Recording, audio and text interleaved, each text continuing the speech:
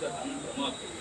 ಆಮೇಲೆ ಅವರಿಗೆ ಇವಾಗ ಕಂದಾಯ ಇಲಾಖೆಯಿಂದ ಕಂದಾಯ ಏನು ಅವರಿಗೆ ಗೊತ್ತಿದ್ರು ಕಣ್ಮುಚ್ಕೊಂಡು ಏನು ಕೊಟ್ಟಿದ್ದಾರೆ ಮಹಾನಗರ ಪಾಲಿಕರು ಅವ್ರ ಮೇಲೂ ಕ್ರಮ ಆಗಬೇಕು. ಈ KEB ಅವ್ರು ಏನು ಕರೆಂಟ್ ಕೊಟ್ಟಿದ್ದಾರೆ ಸರ್ ಅವ್ರಿಗೆ ಈ ಕೂಡಲೇ ಅದನ್ನ ಸ್ಟಾಪ್ ಮಾಡಿಸ್ಬೇಕು. ಅವ್ರಿಗೆ ಯಾವುದೇ ಥರ ತೊಂದರೆ ಆಗ್ಬಾರ್ದು. ಅವ್ರಿಗೆ ಬದಲಿ ನಿವೇಶನಗಳನ್ನು ಕೊಟ್ಟು ಅವ್ರನ್ನ ತೆರವುಗೊಳಿಸಬೇಕು, ಕೆಲಸ ಮಾಡಬೇಕು ಜಿಲ್ಲಾಡಳಿತ. ಈ ಮೂಲಕ ಕರ್ನಾಟಕ ರಕ್ಷಣಾ ವೇದಿಕೆ ಸ್ವಾಗತ ಮಾಡಿದ್ದೀನಿ.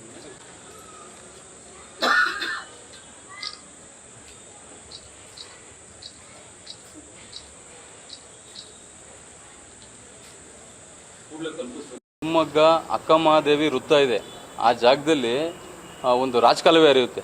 ಎಲ್ಲರಿಗೂ ಗೊತ್ತಿರೋಂಥ ವಿಚಾರ. ಇರ್ತಕ್ಕಂಥ ಎಲ್ಲ ತ್ಯಾಜ್ಯ ವಸ್ತುಗಳು ಆ ಮೂಲಕ ಹೊರಗಡೆ ಹೋಗುತ್ತೆ. ಶಿವಮೊಗ್ಗ ನಗರದಲ್ಲಿ ಒಟ್ಟು 2 ಕಿಲೋಮೀಟ್ರು ರಾಜಕಾಲುವೆ ಇರುತ್ತೆ. ಅದರಲ್ಲಿ ಮಹಾನಗರ ಪಾಲಿಕೆಯಿಂದ ಏನು ನಿರ್ಮಾಣ ಮಾಡ್ಬೇಕಾದ್ರೆ ಬಫರ್ ಝೋನ್ ಬಿಟ್ಟಿರ್ತಾರೆ 15 ಅಡಿ. ಅದನ್ನೆಲ್ಲ ಅತಿಕ್ರಮಣ ಮಾಡ್ಕೊಂಡಿದ್ದೇನೆ. ಕಮರ್ಷಿಯಲ್ ಕಟ್ಟಡಗಳನ್ನು ಕಟ್ಕೊಂಡಿದ್ದಾರೆ, ಅಪಾರ್ಟ್ಮೆಂಟ್ಗಳನ್ನು ಕಟ್ಕೊಂಡಿದ್ದಾರೆ, ಮನೆಗಳನ್ನು ಕಟ್ಕೊಂಡಿದ್ದಾರೆ. ಇನ್ನು ಮುಂದೆ ಹೋಗ್ತಿದ್ದಂಗೆ ಸಣ್ಣ ಮನೆಗಳ ಸಮೇತನೂ ಕಟ್ಟಿದ್ದಾರೆ.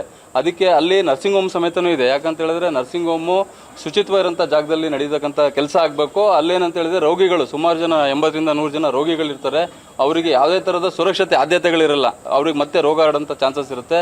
ಇಂಥದ್ದೇನಿದೆ ಇಂಥದ್ದೆಲ್ಲ ಇಟ್ಕೊಂಡು ಏನು ಪರ್ಮಿಷನ್ ಕೊಟ್ಟಿದ್ದಾರೆ KEB ಅವರು ಆಗಿರ್ಬೋದು, ಆಮೇಲೆ ಕಂದಾಯ ಇಲಾಖೆಯವರು ಕಂದಾಯ ಏನು ಫಿಕ್ಸೇಷನ್ ಮಾಡಿದ್ದಾರೆ ಆ ವಿಚಾರ ಆಗಿರ್ಬೋದು, ಆಮೇಲೆ ಮಹಾನಗರ ಪಾಲಿಕೆಯಿಂದ ಪರ್ಮಿಷನ್ ಕೊಟ್ಟಿಂದ ಆಗಿರ್ಬೋದು, ಈ ಕೂಡಲೇ ಅದನ್ನೆಲ್ಲ ಕಟ್ ಮಾಡಬೇಕು. ನಾವು KEB ಅವ್ರಿಗೂ ಈ ಸಲ ಇದರಲ್ಲಿ ಒಂದು ಮನವಿಯನ್ನು ಸಲ್ಲಿಸ್ತಾ ಇದೀವಿ. ಅವ್ರು ಏನು ಕರೆಂಟ್ ಕೊಟ್ಟಿದ್ದಾರೆ ಅದನ್ನು ಈ ಕೂಡಲೇ ಅದನ್ನ ಕಟ್ ಮಾಡಬೇಕು.